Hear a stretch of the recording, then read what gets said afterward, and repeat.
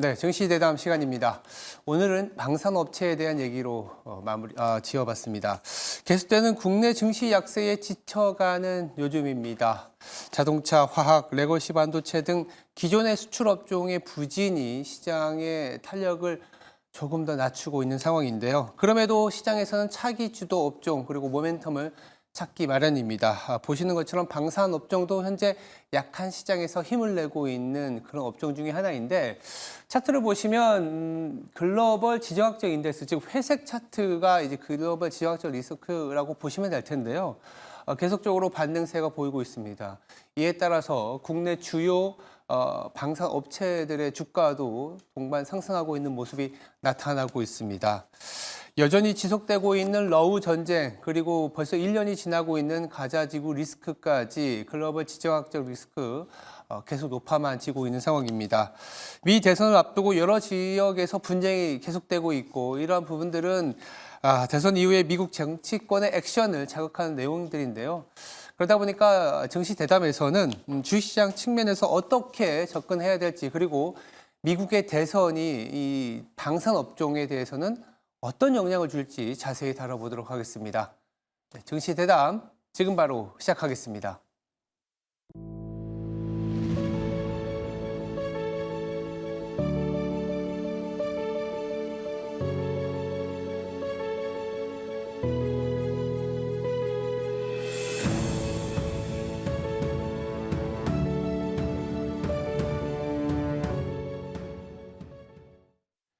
네, 증시 대담 이어가겠습니다. 자리에 이한결 키움증권연구원 나와 있습니다.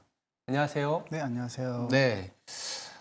이 지정학적 긴장은 거의 3년, 4년째 되고 있는 것 같고, 네. 최근에 더 부각되고 있습니다. 방산주들 저도 아까 잠깐 봤지만 나쁘지 않았던 것 같아요. 일단 최근에 방산주들의 이 동향부터 한번 살펴볼까요? 우선 이제 앞에서도 이제 주셨듯이 이제 이스라엘과 이제 하마스 간의 전쟁이 좀 격화되었던 모습이 있었고, 네. 그래서 그런 부분에서 이제 센티 측면에서는 방산주에 좀 긍정적인 부분이 있었던 걸로 좀 판단이 됩니다. 이제 그 외에도 이제 3분기 이제 실적 시즌에 좀 접어들면서 이제 방산주들에 대한 이런 실적 기대감과 또 최근에 이제 뭐 필리핀 쪽이나 폴란드 이런 기타 등등 이제 여러 가지 방산 이제 주요 국가에서 방산 전시회가 좀 시작이 전시회가 좀 열렸었는데 국내를 좀 포함해서 이런 이제 전시회를 통해서 계속해서 좀 수출 소식이 들려왔던 부분도 이제 방산주들의 이런 센티에 좀 긍정적인 영향을 미쳤다라고 좀 보고 있고, 그래서 이런 부분이 종합적으로 이제 지금까지 지금 방산주들의 주가를 좀 잘 이끌어왔던 이제 포인트라고 좀 판단을 하고 있습니다. 일단 뭐 표만 보더라도 하반기에 주식시장이 코스피, 코스닥 모두 7%의 하락을 보였는데 모두 뭐 급등 내지는 상승을 보였다라고 볼 수 있겠습니다. 그리고 이제 최근에 이제 각국이 이제 뭐라 그럴까요? 이 군비를 좀 증강시킨다고 하잖아. 이제 재정 정책에서 이제 군비, 군사력과 관련된 보강 정책을 상당히 많이 나서고 있는데 요새 방산, K방산도 수출 모멘텀이 높아지고 있는 상황이잖아요. 네. 충분히 수혜가 가능한 상황이죠.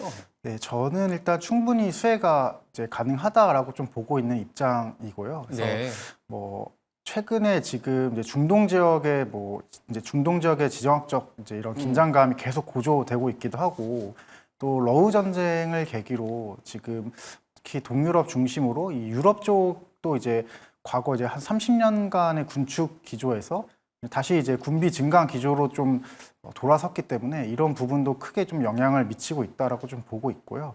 또 나아가서는 지금 미국과 중국의 이런 갈등, 이런 부분이 좀 지속된 거에 따라서 중국도 지금 계속해서 좀 군비를 증강을 하고 있습니다. 그래서 그러다 보니까 이 주변 국가들도 이런 중국의 이런 군비 증강에 좀 자극을 받아서 아시아 태평양 지역에 뭐 일본, 그다음에 동남아, 뭐 필리핀 이런 베트남 이런 지역까지도 계속해서 좀 따라서 이제 군비를 증강하는 모습을 좀 보이고 있고, 또 최근에 이런 중동 지역의 이런 지정학적 리스크가 고조되는 것에서 좀 알 수 있듯이 이제 계속해서 좀 미사일이나 이런 부분에 대해서 좀 많이 부각이 되고 있는데, 그러다 보니까 특히 중동 지역에서 이런 국내 이제 이제 국내 이제 방공 무기 체계에 굉장히 좀 관심이 좀 많이 가지고 있습니다. 그래서 그러한 일환으로 이라크도 지금 천공2 수주가 굉장히 좀 빠르게 진행됐던 측면이 있는 걸로 좀 파악이 되고 있고요. 그래서 중동 지역에서 이러한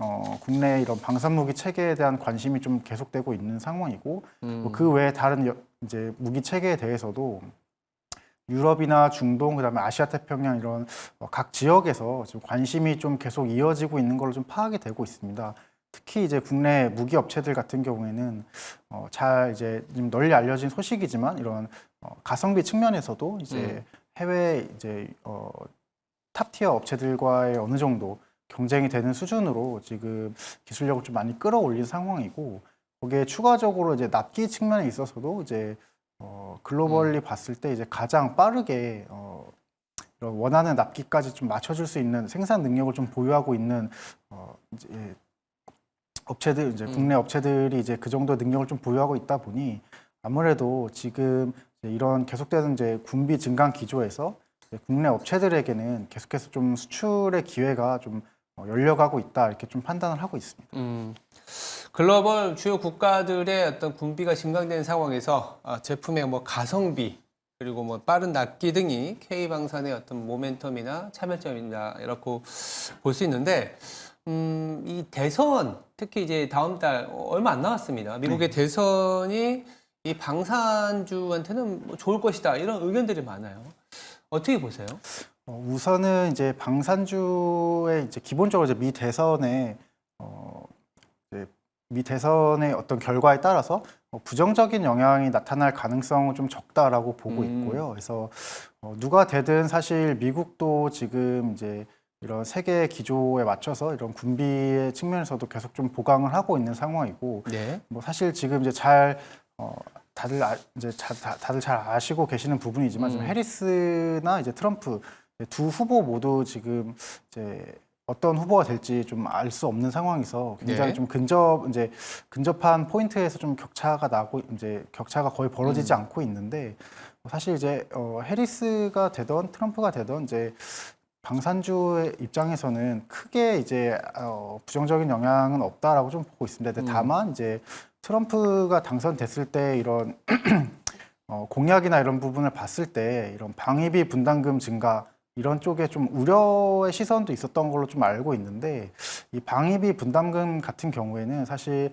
이제 국내에서만 이제 놓고 봤을 때는 이 네. 분담비 같은 경우 이제 전력 개선비에서 이제 좀 활용이 되는 측면이 있고 실제 이제 무기 체계의 이제 구입에 이제 영향을 미치는 방위력 개선비에는 이제 해당이 되지 않기 때문에 트럼프가 당선되고 국내 이런 방위비 분담이 좀 올라간다고 하더라도 이 부분이 이제 무기 체계의 구입에 크게 영향을 미치지는 않을 거다 이렇게 좀 판단을 하고 있고요.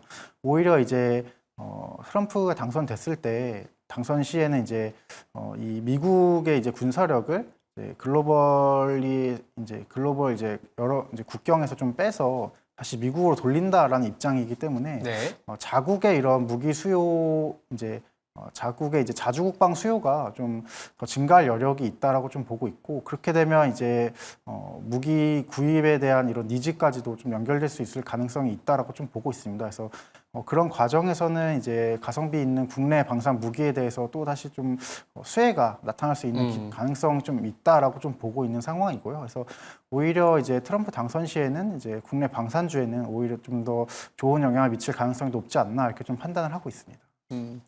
그래서 그런지 몰라도 지금 뭐 해리스든 뭐 트럼프든 누가 되든 방산주에는 뭐 어떻게 보면 뭐 긍정적인 영향이 계속될 수 있기 때문에 뭐 지지율에 따라서 움직임이 뭐 우리나라나 글로벌 방산 업체에는 크게 나타나고 있는 건 네, 맞는 것 맞습니다. 같습니다. 그렇다면 이제 3분기 실적 시즌이지 않습니까? 방산주들의 실적은 현재 어떤 상황이에요?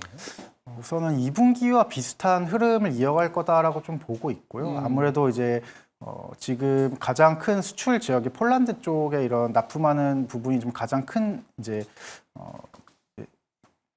실적에 영향을 가장 크게 미치는 부분인데 아무래도 이제 2분기와 마찬가지로 3분기에도 이런 수출 비중이 높은 업체들 중심으로 실적이 좀 잘 나올 거다라고 좀 보고 있는 상황이고요. 그 외에는 대체로 이제 3분기는 2분기 대비해서 이런 조업일수 측면이나 이런 부분에서 봤을 때는 좀 비수기의 성격이 있다 보니 그 나머지 이제 이제 업체들에 한해서는 좀 무난한 실적이 좀 예상이 됩니다. 네, 알겠습니다. 뭐 실적 자체도 상당히 좋은 분위기이고 매크로 상황도 나쁘지 않습니다. 그러면 뭐 사실은 방산주와 관련해서는 뭐 전반적으로 다 투자를 해도 괜찮은데 이 탄력적인 측면에서는 이 방산주도 대형주가 있을 것 같고 중소형주도 있을 것 같은데 뭐 제가 볼 땐 뭐 둘 다 봐도 될 것 같습니다만 어떤 측면에 조금 더 주목을 한다면 좋을까요? 우선은 이제 방산주에서도 저는 이제 좀 대형주를 중심으로 투자하는 편이 좀 편하다라고 좀 보고 대형주? 있고요. 네. 아무래도 지금 이 무기 체계를 종합해서 수출에 이제 주도적인 역할을 하는 게 이제 대형주다 보니 네. 이제 대형 방산주이다 보니 대형 방산주를 중심으로 이런 수출 플로우도 좀 많이 나오고 있고 그래서 이런 부분을 조금 더 빠르게 캐치업할 수 있다 보니 대형 방산주를 중심으로 좀 이렇게 보는 접근하는 편이 좀 더 이제 편하다라고 좀 판단을 하고 있고 네. 물론 이제 중소형 주도 이제 앞서 말씀해 주셨듯이 이런 변동성 측면이나 그다음에 특정 무기 체계가 수출됐을 때 이제 그쪽에 납품하는 부품 관련주 같은 경우에는 이제 조금 더 이제 탄력이 높아지죠. 이제 상승 탄력을 받을 가능성은 좀 있습니다. 그래서 그런 부분에 있어서는 이제 다만 이제 이 방산의 수출 특성상 어떤 게 좀 더 빠르게 진행되고 어떤 게 이제 좀 더 느리게 진행될지는 사실 조금 이제 파악이 쉽지 않은 부분이 있다 보니 이런 이제 무기 체계 플랫폼을 가지고 있는 이제 대형주 위주의 접근이 조금 더 이제 마음 편하다라고 좀 말씀을 드리고 있고요. 이제 다만 이제 뭐 가시성 있는 수출권 같은 경우에는 이런 무기 체계 관련해서 관련 이제 주요 부품을 공급하는 이제 소형주에도 당연히 투자 기회는 좀 더 열려 있다 이렇게 좀 판단하고 있습니다. 뭐 사실 뭐 대형주, 중소형주 할 거 없이 지금은 뭐 방산주가 상당히 나쁘지 않은 시점이라고 보고 있는데 방산주도 우리가 계속 좋았을 거라고 생각하지만 사실은 또 중간에 굴곡이 좀 있었습니다. 그러다 보니까 이렇게 약간 뭐 전체적으로 좋은 분위기에서 더 끌고 갈 수 있을지 고민을 갖고 계신 분들도 계세요. 그래서 남아있는 4분기 우리 방산주 계속 들고 가도 될지 전체적인 투자 전략을 한번 짜볼까요? 저는 이제 계속해서 4분기에도 방산주에 이제 투자하는 걸 좀 추천을 드리고 있는 입장이고요. 그래서 사실 이제 방산주의 이제 특성상 4분기에 이런 대형 수주권이나 이런 부분이 좀 많이 몰리는 측면이 있습니다. 그래서 4분기가 이제 수주 호황기인 측면이 있고 그러다 보니 남아 있는 이제 수출 모멘텀을 중심으로 이제 방산 업체의 이런 투자 전략을 짜는 부분이 좀 이제 바람직하다 이렇게 좀 판단을 하고 있는 상황이고요. 그래서 네. 4분기에도 여전히 지금 이제 수출 모멘텀이 남아 있는 이제 업체들이 좀 많이 있기 때문에 그 부분을 좀 유의해서 투자 전략을 짜면 도움이 될 것 같습니다. 네. 저희가 쭉 뭐 실적 그리고 주변의 어떤 매크로 상황 전체적인 분위기 나쁘지 않은데 그렇다면 우리가 방산주에서 연구원님이 딱 그 좋아하시는 내지는 최근에 좀 소위 말하는 이제 탑픽이라고 하죠. 어떤 종목이 있을까요? 네, 저는 이제 하반기 탑픽으로는 계속해서 이제 좀 현대로템을 좀 로템. 말씀을 드리고 있었고 이제 로템 같은 경우에는 이제 뭐 두 가지 포인트로 좀 말씀을 드리고 있습니다. 그래서 첫 번째는 2분기부터 이어진 이제 실적 개선이 이제 3분기, 4분기, 그다음에 내년까지도 좀 쭉 이어질 거다라고 좀 보고 있고 네. 그 중심에는 이제 폴란드 수출이 있는 상황이고요. 그리고 두 번째로는 지금 앞서 말씀드렸던 이런 이제 올해 연말까지 봤을 때 대형 수주 흐름, 이제 대형 수주 남아 있는 이제 모멘텀을 이제 봤을 때 이제 폴란드 2차 계약건이라든지 그다음에 네. 내년을 좀 기대하면서 이제 루마니아 이제 장갑차 사업이라든지 이런 부분에서 이제 현대 로템에 좀 기대하는 부분이 있다 보니 이게 이제 좀 두 번째 포인트라고 좀 봐주시면 될 것 같고요. 그래서 예. 실적 개선이랑 이제 남아 있는 수출 모멘텀 이런 걸 이제 종합해 봤을 때 로템 이제 현대 로템 같은 경우가 좀 계속해서 좀 상승 여력이 좀 많이 남아 있다 이렇게 좀 판단을 하고 있습니다. 4분기 방산주 계속 끌고 가야 될 업종이고 뭐 대형주 중에서도 특히 이제 현대 로템을 탑픽으로 꼽아 주셨습니다. 네, 지금까지 키움증권의 이한결 연구원이었습니다. 말씀 감사합니다. 네. 네, 시장 정리해 드리도록 하겠습니다. 지난주 후반 미증시 상당한 강세장을 보였습니다. 3대 지수 모두 상승 마감했고 그중에서도 다우와 S&P는 또 신고가를 기록을 했습니다. 그 배경에는 이 소비자 물가 지수에 선행하고 있다라는 이제 PPI, 즉 생산자 물가 지수가 시장 예상보다 낮게 나오면서 물가 부담이 좀 완화가 되었고 무엇보다도 이제 실적 시즌이 본격적으로 시작이 됐는데 금융주들 특히 이 빅뱅크 실적이 잘 나왔습니다. JP 모건이라든지 웰스파고 그리고 뱅크 오브 아메리카, 시티은행 등 상당히 많은 은행주들의 실적이 좋다 보니까 미국이 긴축 이후에도 경제에 대한 충격은 크지 않을 수 있고 오히려 노랜딩 시나리오가 현실화됐다는 안도감이 미증시를 끌어올렸습니다. 이렇게 어떤 경제적인 측면에서 미국은 성장하고 있습니다. 엔비디아라든지 미국 내 필라델피아 반도체 지수가 보면 계속적인 상승 흐름을 보이고 있는데 한 가지 아쉬운 점은 국내 증시는 이 미국의 어떤 상승을 같이 하지 못하고 있다는 점입니다. 실적이 눈높이가 계속 낮아지고 있습니다. 특히나 우리나라에서 가장 현금이 많은 삼성전자, 보유 현금이 많음에도 불구하고 제 가치를 받지 못하고 있고 이 삼성전자의 어떤 회복력 그리고 어떤 업황에 대한 기대치가 떨어져 있다 보니까 증시가 계속적인 답보 상태를 보일 수밖에는 없습니다. 그렇지만 이런 상황에서도 조금은 성장하는 산업들이 있죠. 그리고 시장이 답답한 상황을 보이다 보니까 오히려 업종별 차별화는 더 극명해지고 있습니다. 증시 대담에서 말씀드렸던 방산 업종도 이렇게 좀 힘을 내고 있는 그런 상황입니다. 실적도 괜찮고 더불어서 매크로 상황도 도와주고 있는 상황인데 방산 업종뿐만이 아니라 제약 바이오 내지는 조선 그리고 최근에 금융 업종도 다시 고개를 들고 있기 때문에 답답한 국내 시장이지만 그래도 잘 찾아보면 성장하는 기업이 있다는 측면을 주목해 주시면 될 것 같습니다. 오늘 하루도 성투하시기 바랍니다. 지금까지 앵커 브리핑이었습니다. 감사합니다.